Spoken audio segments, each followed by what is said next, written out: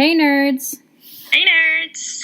So we're back with another podcast episode. It's been a while, but life gets in the way, so we're going to play some catch-up this episode.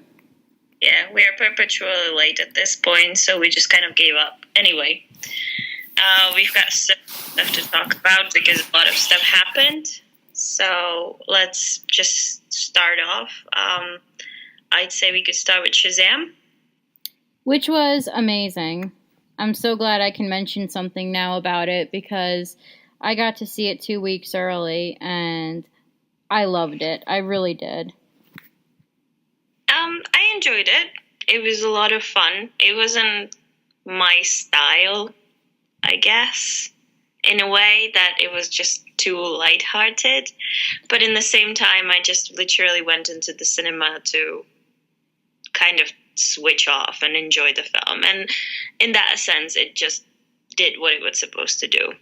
Though it does have some dark moments, which, as it so happens, turned out to be a little problem for some people.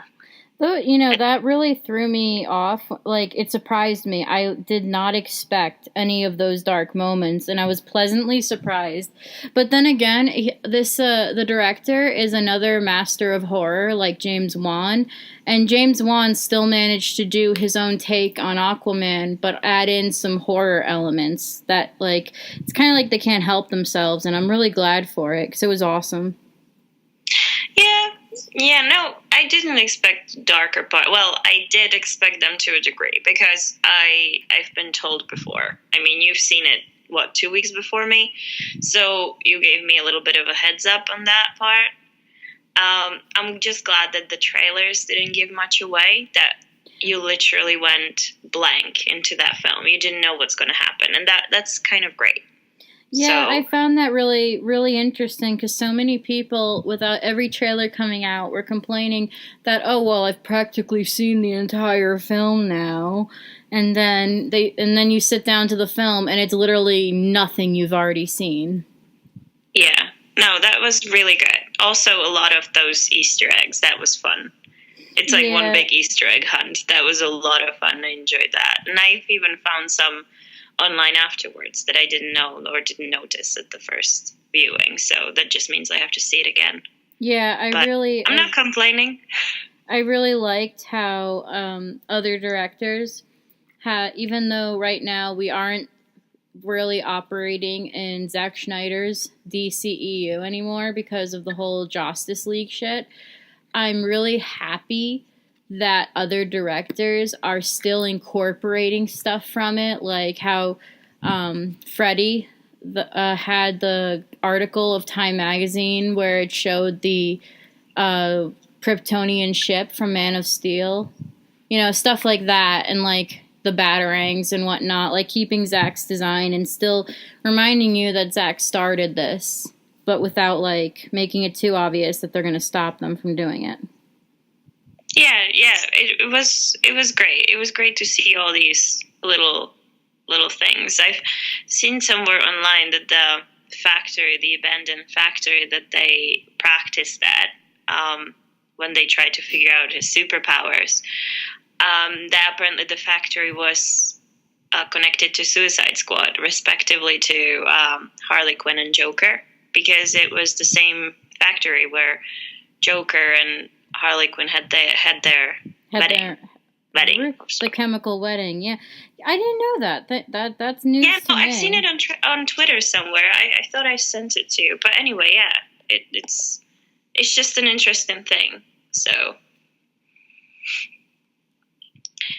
yeah. But what I do notice now, or as of late, is people criticizing the box office for Shazam, that it's too low, which I think is a bit ridiculous because the film was not made in a sense that it's going to be making billion. It was lower budget kind of film that was not supposed to be super, super big blockbuster. So I think that a lot of people have a little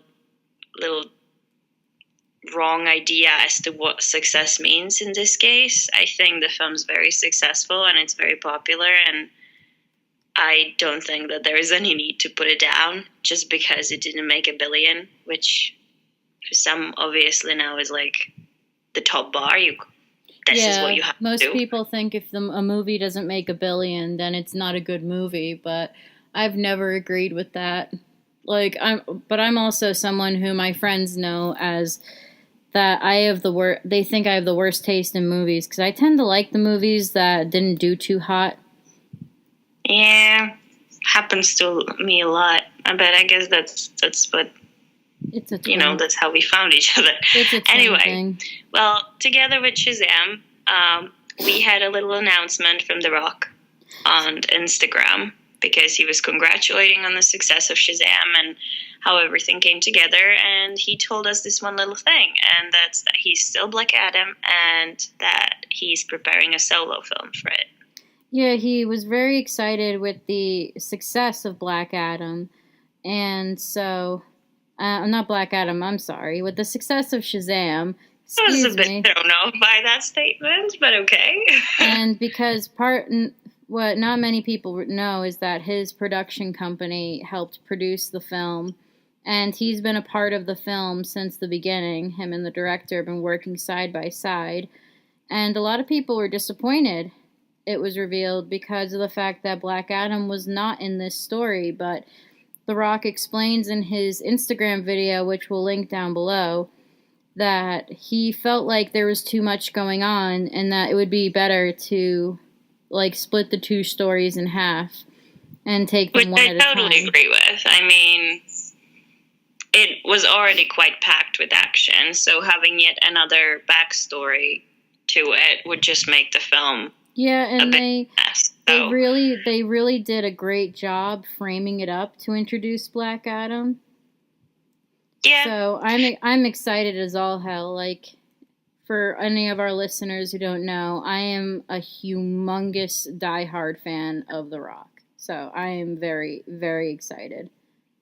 Yeah, I think that's another reason why they could actually afford to go for the Black Adam solo, because of The Rock, because of how popular he is. He's going to bring people in no matter what. That's what I think as well. Yeah. So that's a major plus for this whole plan. But I'm very excited. And speaking of the bad guys, we've had the first Joker trailer coming up. And I have to admit, I was not as interested when the film was first announced. I was not that into it when I saw the pictures, from the production and everything. But the trailer made me want to watch it. I was really excited about it. Agreed. At first, I was not really excited for this at all. I love the actor, and I figured this is a great idea. I feel like if they weren't giving Jared Leto's Joker such a short end of the stick, that I would have been more excited at the beginning. But after seeing that trailer, man, I'm so excited. And I love how it's a bit of a cultural commentary to some extent. Yeah, no, I didn't know what to expect from it, to be quite honest. And as you said, with the Jared Leto being Joker in Suicide Squad, I felt like maybe we should explore him and the role that he has, because he didn't really get a chance, despite the criticism that there was around it. He didn't really get a chance to actually be a Joker. So I don't think that there is any reason to criticize him. I mean, he literally spent in that role, 5 minutes from what we actually saw. I mean, there might be more, but we saw 5 minutes of him. So I was a bit skeptical. I was kind of questioning what's going on, but the trailer looks really good, and it seems like the tone of a Joker that I personally prefer. And I am really excited for it, even though that there is, again, criticism on the Twitter that Joker film of all looks too dark. I'm not entirely sure what would you... Yeah, I don't know what people are looking for. It's a Joker film is dark. You don't say. Yeah, it's like it's like the most chaotic villain I know in comics, and you're telling me that it should be what, happier? Like, Yeah, not everything can be as out of pocket as Deadpool. Deadpool was like literally the movie was made as he was designed, and no one complained. And he's a but chaos. Deadpool's And he's not really a villain, is he? Deadpool's more like, but he's a chaotic hero, and yeah. people are expecting, because the Joker laughs and makes jokes, they're expecting something more like that. It's like, no, they're totally different characters. You're not going to get the same sort of environment. Yeah, but if we went down this road as of, you need to read comics as of Joker, like, I mean, if we went down this whole people don't understand Joker road, we would get all the way to his relationship with Harley Quinn, which I still don't understand how people can go, oh, you are a Joker to my Harley. Please don't. Yeah, it's like, please don't. And if you have a boyfriend who's like that, seek help.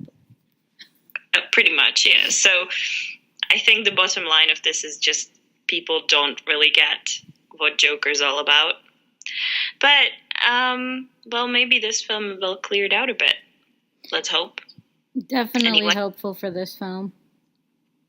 So, we stay with DC for a little longer. We have some more stuff. We go back to Zack Snyder because, I mean, that's what our main focus has been in the past couple of months. So, Zack he had an event. It was sort of like, it was an event where we could see his director's cuts. There were 3 of them, and they happened. Do you have the dates? I know it was end of March, but I don't. They happened the last weekend of March, and I don't have the exact dates at the moment, and they were over the course of the weekend. And for those who could afford to attend, it was a one-of-a-kind event. It was a very limited engagement, so most attendees managed to get one-on-one time with Zack, as well as like attend the panels and see the films and whatnot. Which is great. I hope that it happens again because I really want to go. I'm sad we didn't get to go this time, but I'm hoping that if it happens again, we'll get to go. But what's more important for you not listening to us now is that there have been news. News about his version of the film. Of Justice League in specific. Justice League in specific. But there were other things as well. Well, what's most important? Zack himself said that Justice League, his version of Justice League is done. Which essentially made a lot of bloggers turn around. It was kind of a bizarre turnaround, to put it that way, because out of nowhere, suddenly everybody wants to see it. Even the people who kept telling us, oh, you're crazy, stop dreaming, stop pretending that there's this version of a film that's never been done. Well, it is done. It's done, and it's up to Warner Brothers to release it. And that's probably the biggest piece of news that we learned from that weekend. Where do we go from now? Also, to stay on that train of thought regarding the Snyder Cut with the Justice League film, is that in the coming week, as Nana said, in the weeks following the event, there's been a bizarre sort of turnaround with the media.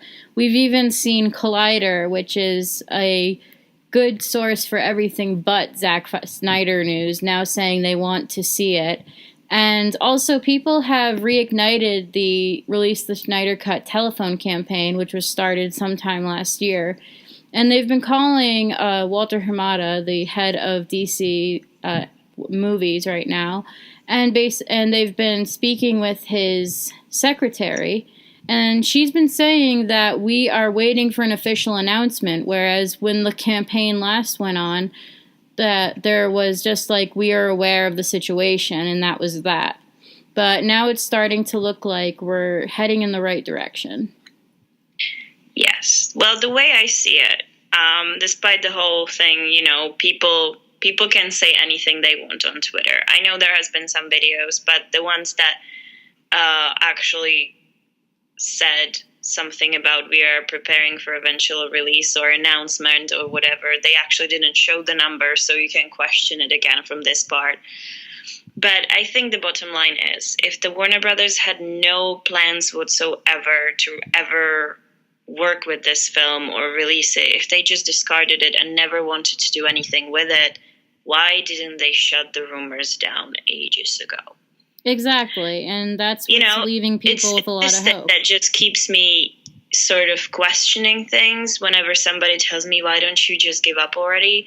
It's like, if there really was no possibility whatsoever, all that Warner Brothers would have to do is make an announcement on Twitter, anywhere. Yeah, literally anywhere. And they didn't do it. There is no official word on anything from them. And I mean, it just keeps going. The quiet just keeps going, and we just keep pressuring them and pressuring them and pressuring them. There are rumors, there are unanswered questions, and there are different things. But bottom line is, if Warner Brothers really had no plans and just didn't want to explore this road ever and just wanted this door shut, they would have said it.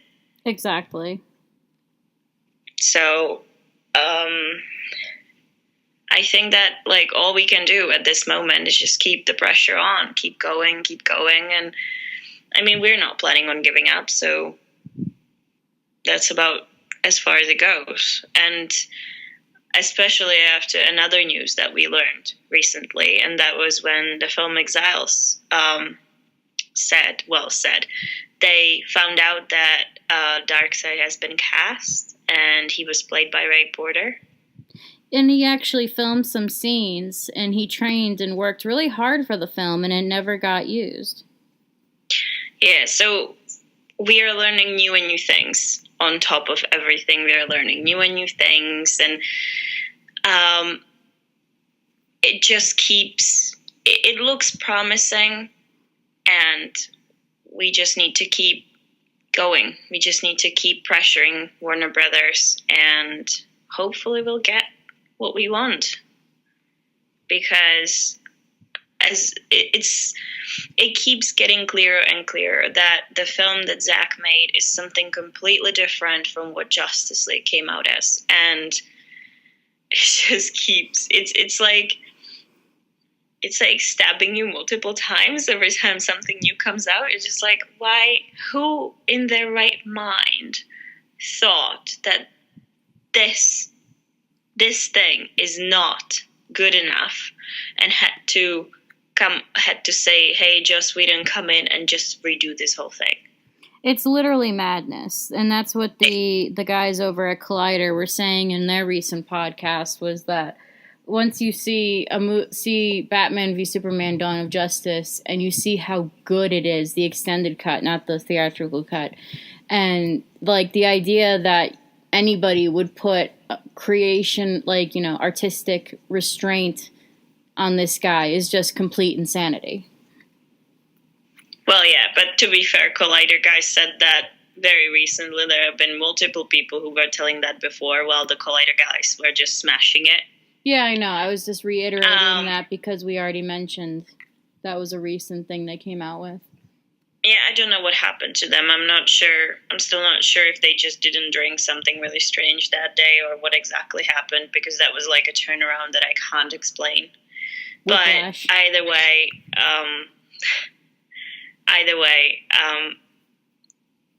we want the original Justice League.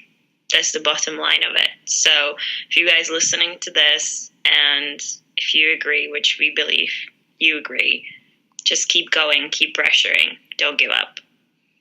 Exactly. So moving on from that, there was another film release recently. It's been Hellboy, and I haven't seen it. You didn't see it either, I think. No, I haven't. All we really know is that it's not gotten really good reviews. No, and you know, a few of my friends have seen it, and they've honestly liked it. So that gives me some hope, because I was a fan of the original Hellboy films, but I am excited to see it come back. See, I was never really that much into Hellboy, so I don't think I can be some sort of majorly disappointed. I was just kind of shocked to see the reviews. Well, as far as Rotten Tomatoes can really go as review. But yeah, well, I'm gonna see it anyway. I'm gonna go see it. I'm probably gonna go see it in a cinema, just because I like going to the cinema, and I think I'll enjoy it either way. Because I'm not really expecting much off of it. Same. But I was surprised. I was expecting a bit better reception of the film. I won't lie. And so, the other news that happened recently was the Endgame ticket sales for Avengers Endgame, which was a complete and total mess. I still remember I was so cool about it. I was like, it's okay. It's UK. Nothing's going to happen here. It's not going to be that crazy. Then I nearly didn't get tickets. So, and you didn't get tickets. Until the last second. I had thought that I had bought tickets for myself and my two brothers to see it in Dolby Digital. And then they decided to remove the charge from my account and never sent me a confirmation email. So I had to go back and buy them again. The whole thing with Fandango was a mess. It looked pretty because they used the waiting room tactic, just like what San Diego Comic-Con does. But it didn't work at all. Yeah, it was a mess.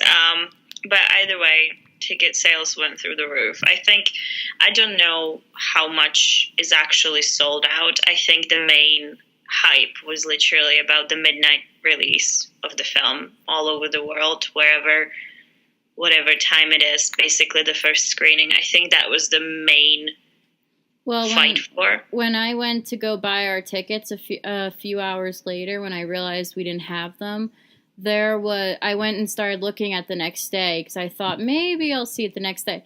The 10 a.m. showings were sold out. I've never seen a 10 a.m. movie showing sold out. It's like people are willing to wake up early on their day off for this film. I think a lot of people want to avoid spoilers, to be honest, because with film this big, you're going to have spoilers out there right away. I mean, look at Game of Thrones last night. It was... Spoilers were out before the episode even ended. So, I think that's the main reason. People just want to avoid spoilers, and some of them are really excited.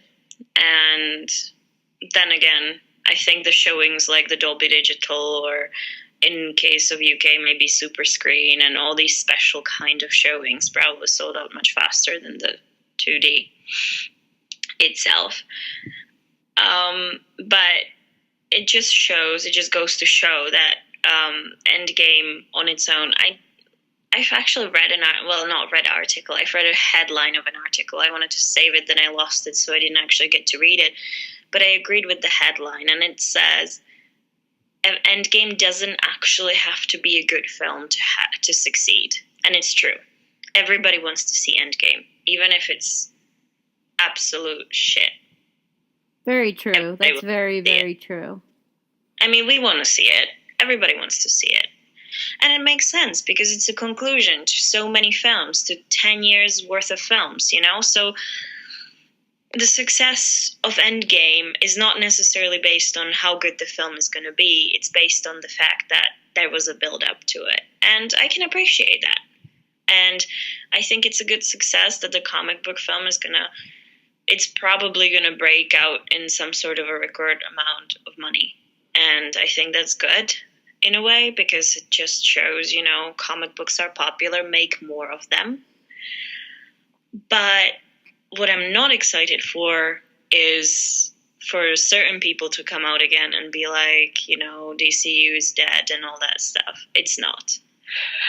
Yeah, exactly. Just because Endgame sold many tickets, it's not going to kill any other franchise. And honestly, we should be happy. It's not, because that's what we need. We need all the comic book films. Exactly. And I think people sometimes forget that. People sometimes just, you know, some people are just like, Marvel is the top and DC is just terrible, or the opposite.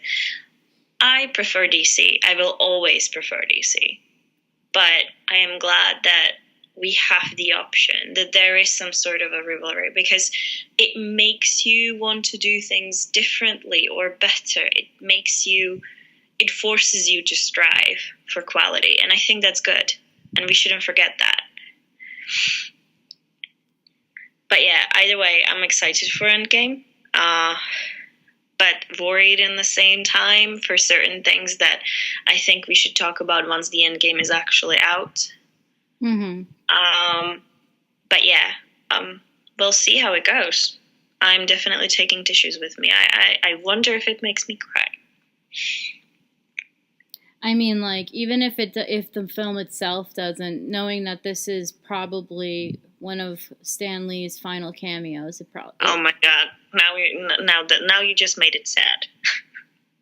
Whoops. Really? You don't even feel bad, do you? Anyway. So moving on to other things that'll make you cry. Star Wars Celebration was this past weekend, and we learned a lot, including the fact that the director, J.J. Abrams, explained during his panel that it's 100% for sure Carrie Fisher's part in the final Star Wars film for this story will not be CGI'd at all, and they'll be using scenes that were on the cutting room floor from her past 2 movies. And they, as he put it, they wrote the scenes around her, so it's very exciting. Yeah, I was a bit worried if they tried to CGI with her, but I'm glad they didn't. It just seems like what they chose to do with it seems like the most respectful way to do it. I mean, I feel like this film is just going to be one big goodbye to her, and I'm going to cry a lot again. Probably more than definitely. But yeah, speaking of that, we got a teaser and we got a name for the Rise of the Skywalker, which has left people making a lot of theories. And my main theory is I think that the Skywalker rising is going to be Ben, a.k.a. Kylo Ren. But I agree with you there. It's not the first time that we would be kind of misled by the trailer with the name. People usually, now at this point, people look at Rey and think that, oh, they're going to go back to her parents and it's just going to come out as this, and this. They might say something about Rey's parents. They might change the whole they were nobody thing. But I think I agree with you that the rise of Skywalker is going to be about Ben. Yeah, they've already, like, J.J. Abrams has said, and Kathleen Kennedy, the president of Lucasfilm, have already said emphatically that she is not a Skywalker. So we already know that. And you know, the whole thing with Ben or / Kylo Ren is that he wants to let the past die. And I think if he does have a redemption arc, like many people theorize, that the redemption will come and he'll decide that he can't be Kylo Ren anymore. He can't be Ben Solo anymore. He has to be something new, and that would be Ben Skywalker, which would be pretty damn exciting. And also at the end of the trailer, we got the little Easter egg that many people broke the internet with. The Emperor was laughing. Yes. Right after our beloved Jedi Master, Luke Skywalker, finished narrating, saying not everyone leaves. No one's ever really gone. Which is exciting as hell. Yes, it is. I am excited how that's going to unfold. A lot of people around me said that the trailer didn't excite them that much. That it was just like, meh. But that's because some people are so used to having so much put into trailers these days. No, I guess I'm just really the kind of person who likes to get excited about things, and I just don't. I'm not the person who immediately looks for mistakes. I rarely ever go and see a film and come back really upset and say it was terrible. I try and enjoy any film that I go to see that I get excited for. I mean, I think I just know one film that I came from that I was really upset about, or upset. I wouldn't even call it upset. It was just, it pissed me off. And that was Thor Ragnarok. That was like one film that I can remember that I really was disappointed with. But the rest of them, I just, I get excited about trailers, and I like, looking for Easter eggs. I like looking for the small things in there. And I just feel like we are too negative lately. But maybe that's just me. That made you think, didn't it? Yeah, it did. These discussions always make me think. And our final topic of the night, I think, is hotel. Oh, we have two more. Oh, we got two more. We have obviously what happened last night, Game of Thrones. We've been waiting for this for ages, and I feel like I don't want to put up spoilers just because we are so close from the actual releasing of the episode, so I'm just going to say it this way. I feel like this episode was quite of a pleaser. It was sort of the thing where they just gave us what we wanted. Talking about Game of Thrones. And it's just going to go down the hill from there. Yeah, this episode was to make you all feel so fuzzy and good and oof. Just it's the kind of episode that gives you false sense of security. I think it's going to be the episode that I'm going to be watching to calm myself down after all these other episodes. But that said, Game of Thrones is finally back, and we have... The wait was worth it. The wait was worth it. Hopefully. We'll find that out in a few weeks. But yeah, it's good to have that back. And then the last topic that we've had is it's a little side topic, more or less. It's for the future attendees of Comic-Con. We have Hotel Apocalypse behind us. People submitted their stuff. I think today went out the first wave of, who got their hotels, who didn't. It's kind of a mess every year, like everything with Comic-Con. Well, you have better knowledge than me. Do you mind explaining what makes this such a big deal?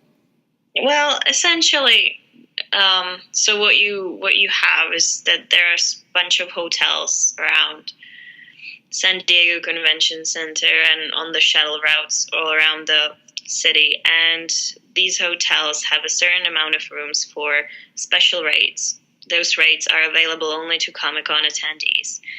Well, they're not available only to Comic-Con attendees, as I found out recently, but it's better if you are an attendee. And to get one of those rooms, you have to take part in this event that people call Hotel Apocalypse.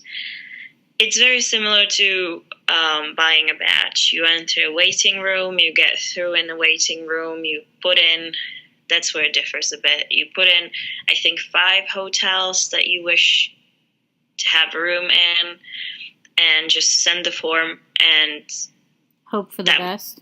Hope for the best, yes. And then first wave of emails comes out. It tells you whether or not you got the hotel, and sometimes you got the hotel, your friends got the hotel as well, or you got a different hotel that you didn't want. So you essentially either choose if you want it or you don't want it, and you kind of like release it. And that's it. So that would mean that if you go through Hotel Apocalypse, you don't know for like the first few days if you even got a hotel room yet. Yeah, you might not know for weeks. That's crazy. I'm kind of glad we don't do that. Yeah, no, I'm waiting for the last minute hotels all the time if in case there's something for the good rate. But yeah, what I usually do is I just book a hotel in August right after the Comic-Con. That hotel's our safe spot, and then wait if something good comes up, because this is just so much stress. But some people just want downtown hotels, so they do this. I guess it makes sense for them. Very true. Yeah, that was the Hotel Apocalypse, and we're coming up on the official San Diego Comic-Con news season. It usually starts near the end of April, early May, so I'm excited. Yeah, so am I. So we should have more news on the next one. whenever the next podcast may be. Hopefully, we're gonna try to get back on a schedule. It's just been a crazy couple of weeks. Yeah. But yeah, I think that's everything that we've had for now.